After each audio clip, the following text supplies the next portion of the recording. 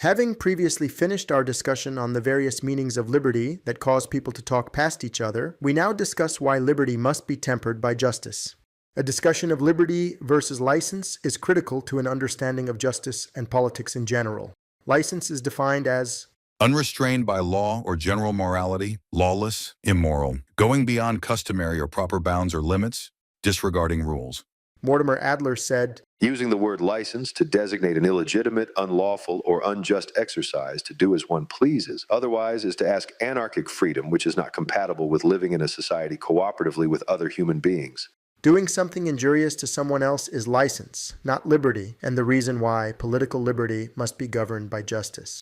Elder Erastus Snow said, license was never liberty, nor can be. The gospel of Christ and all of the revelations of God to man have sought to mark the line of distinction between liberty and license, between correct principles of government and anarchy, or oppression and slavery. Elder George Q. Cannon said, liberty cannot be permitted to degenerate into license, but the utmost liberty can be enjoyed so long as it does not overstep that boundary. All sects and all people should have this liberty, that is, liberty of conscience, liberty of speech, and liberty of the press, as long as it does not degenerate into license and interfere with the rights of others. Mortimer Adler said, as Aristotle said, the virtuous man does freely what the criminal does only from fear of the law. The criminal, however, does not suffer any loss of liberty when he refrains from breaking the law. For what he wishes to do, being unlawful and unjust, is something he ought not to do anyway, even if he were not constrained by law. His license to do as he wishes, not his liberty, has been taken away. Where our conduct does fall under the commands or prohibitions of law, the virtuous man is still able to do as he pleases, since he pleases to do what he ought.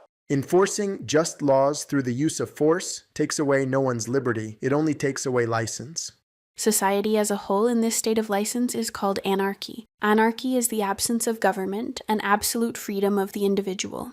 Anarchy is people doing whatever they want, whenever they want, in the complete absence of any government enforcement of rights or justice. Ayn Rand said, anarchy, as a political concept, is a naive floating abstraction.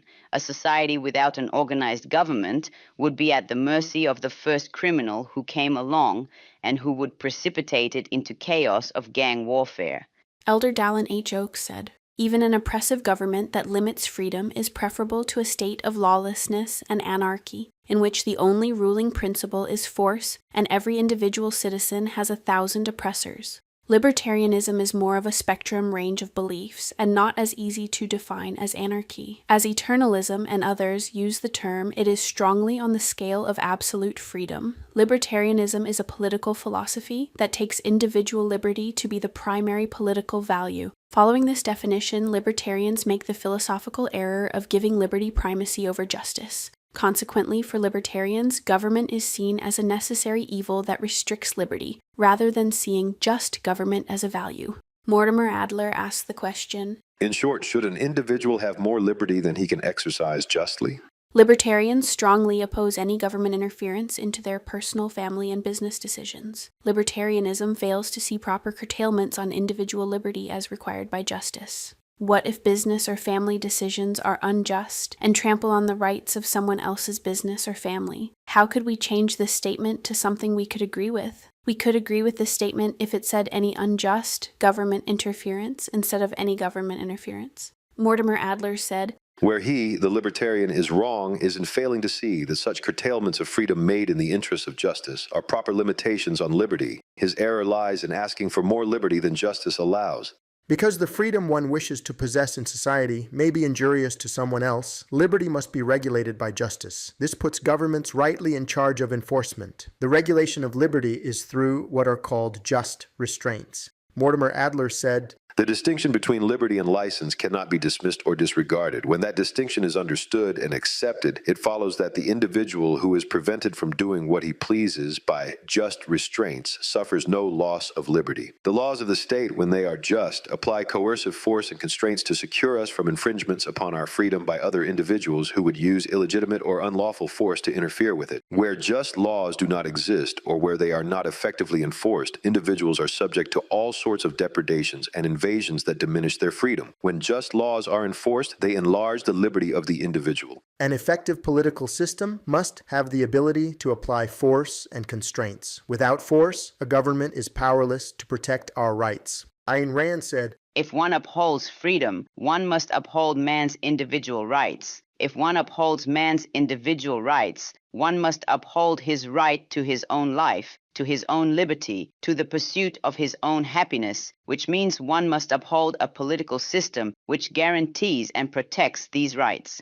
The difference between political power and any other kind of social power is the fact that a government holds a legal monopoly on the use of physical force. The nature of governmental action is coercive action. The nature of political power is the power to force obedience under threat of physical injury, the threat of property expropriation, imprisonment, or death. the nature of all governmental action is rooted in a monopoly on the use of physical force. The question is whether or not that government is justified in its use of force. Ayn Rand described the difference between individuals acting on their own behalf and individuals acting in behalf of the government. A private individual may do anything except that which is legally forbidden. A government official may do nothing except that which is legally permitted.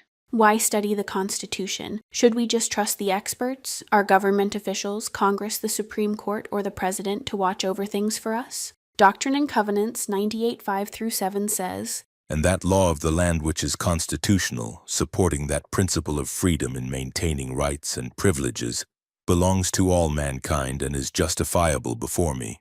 Therefore I, the Lord, justify you and your brethren of my church in befriending that law which is the constitutional law of the land, and as pertaining to law of man, whatsoever is more or less than this cometh of evil. Not being able to discuss the Constitution is not befriending it. Notice the specific political principles shared by Christ himself in this scripture. It is only that part of the law of the land which is constitutional, which is justifiable in the eyes of the Lord.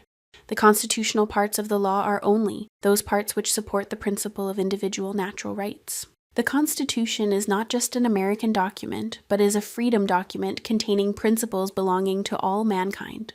Christ is clear that anything, either more or less than the principles embodied in the Constitution, cometh of evil. If you remember our discussion of undershooting, overshooting the target from the previous Eternalism course, the gospel target is a constitutional republic based on individual natural rights. What would be the undershooting of the natural rights target? The undershooting side is along the libertarian scale of less and less government, and ultimately extreme anarchy with no government.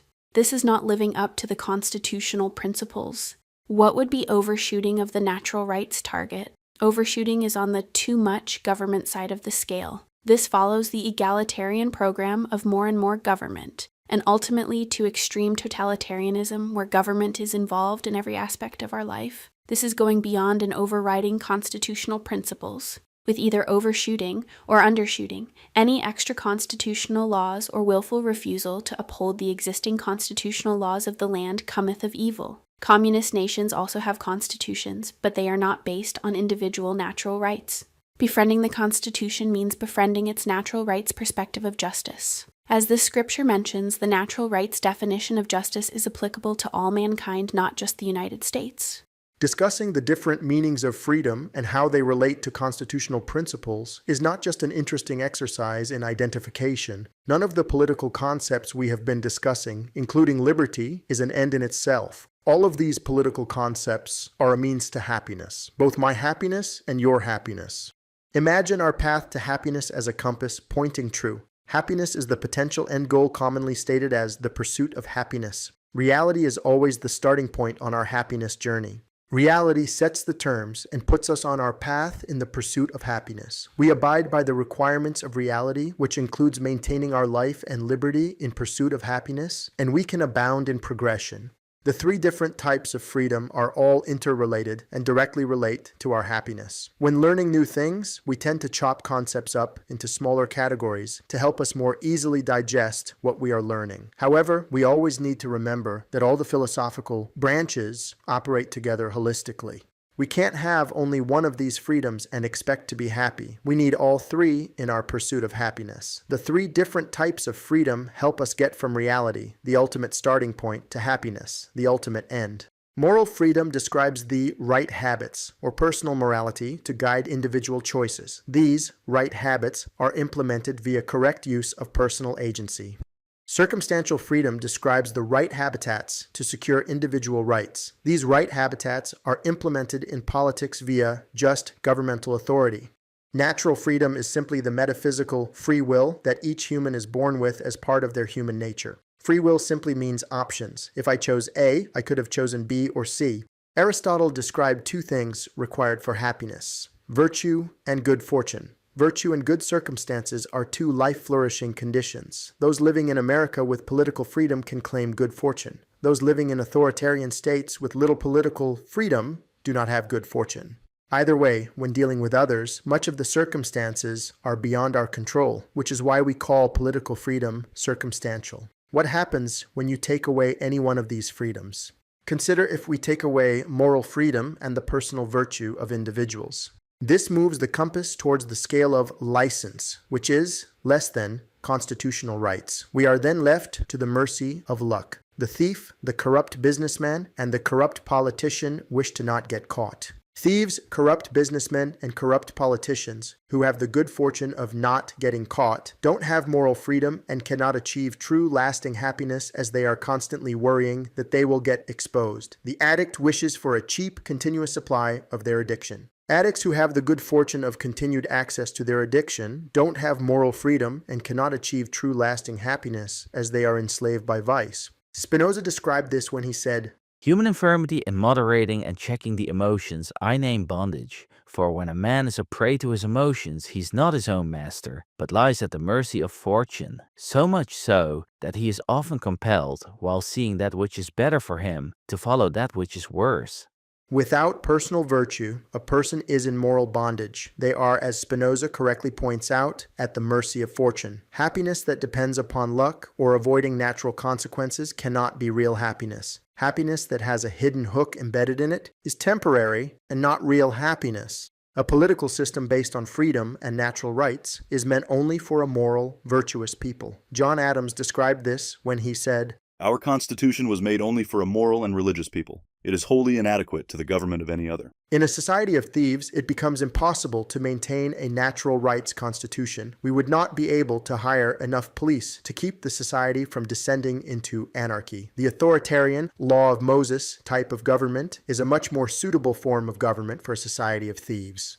But is moral virtue without political freedom enough? Take away circumstantial freedom, political liberty, and where does that leave us? This moves the compass needle toward the authoritarian scale, which is more than constitutional natural rights. A person can have their inner moral freedom and personal desire for virtue, yet due to factors beyond their control, be lacking in good fortune. They could be born into slavery, become a political prisoner, or be part of an authoritarian state, such as North Korea or the former Soviet Union, where their political freedoms are violated. Moral virtue without political freedom is not enough to be happy. The pursuit of happiness can be stopped cold by adverse circumstantial freedom. Since the politics surrounding us affects our state of being, there is no such thing as staying out of politics. So where disenfranchised citizens, political prisoners, and slaves are missing the circumstantial freedom required for happiness, addicts, thieves, corrupt businessmen, and corrupt politicians are missing the moral freedom required for happiness. A good society cannot be built on rotten morality of individual citizens. It is Satan's playbook to play both sides of the more and less scale. Evil attempts to send everyone to license, and then swoop in to implement authoritarianism to fix the resulting anarchy. True happiness, as eternalism uses the term, is not a psychological state of mind derived from the primacy of consciousness. True happiness is a state of being derived from the primacy of existence. The pursuit of happiness requires all three types of freedom. All freedoms rest upon the unchosen, natural freedom, or free will, which has primacy. Without metaphysical free will, any discussion about moral freedom and circumstantial freedom is meaningless. The lower animals do not have natural freedom. They are not moral agents. Remove free will, which is unique to humankind, and we are no different than squirrels, fish, and other animals. Because the lower animals do not have free will, none of this discussion applies to them. The discussion of freedom and justice is unique to humankind. Thank you for watching this video. Please subscribe to the Christian Eternalism YouTube channel and visit christianeternalism.org